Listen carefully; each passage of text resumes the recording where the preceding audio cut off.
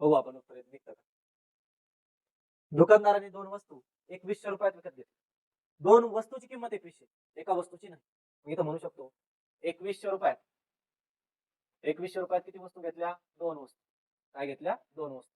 मग यांच्या किमती मानून घेऊ आपण. काय करायच्या? किमती मानून घ्यायच्या. समोर लक्ष द्या सर्व. यांच्या काय करायच्या? किमती मानून घ्यायच्या. जर मी इथं म्हणलो पहिली वस्तू, इथं म्हणलो दुसरी वस्तू. पहिल्या वस्तूला जर मी x रुपयात घेतली, पहिल्या वस्तूला मी किती रुपयात घेतलं? x रुपयात. तर दुसरीची किंमत काय होईल? 2100 मायनस x. काय होईल? 2100 मायनस x. मग इथं म्हणायचं दुसऱ्या वस्तूची किंमत 2100 मायनस x. दोन्ही वस्तूची किमती मानून घेतल्या आपण. त्याच्यानंतर एक वस्तू 10% तोट्यात आणि दुसरी वस्तू 10% नफ्यात विकली.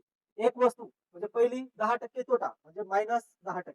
त्याच्यानंतर दुसरी वस्तू 10% नफ्यात म्हणजे प्लस 10% विकली आणि दोन्ही वस्तूची विक्री किंमत समान आहे. दोन्ही वस्तूची काय? विक्री किंमत समान. मग म्हणू शकतो आपण विक्री पहिल्या वस्तूची बरोबर विक्री दुसऱ्या वस्तूची कशी आहे? समान. कशी आहे? समान. मग इथं पहिल्या वस्तूची विक्री काय केली त्याने? 10% तोट्यात. पहिली वस्तूची विक्री कशी केली? 10% तोट्यात. पहिल्या वस्तूची किंमत किती आहे? x. पहिल्या वस्तूची किंमत किती आहे? x. मग इथं म्हणू शकतो आपण पहिल्या वस्तूची किंमत x, 10% तोट्यात म्हणजे 100 मधून 10 गेले, उरले किती? 90.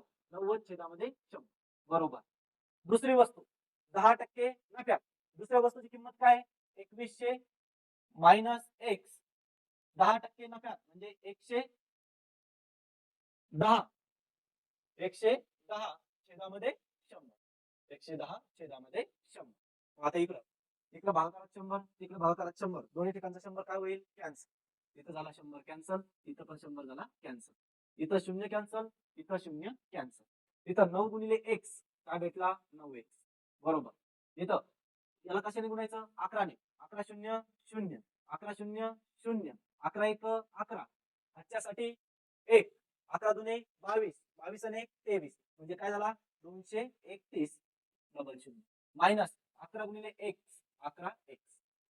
हा 9x आहे, हा पलीकडे जाऊ द्या किंवा हा 11x अलीकडे येऊ द्या, काही फरक पडत नाही. 11x अलीकडे येऊन काय झाला? प्लस.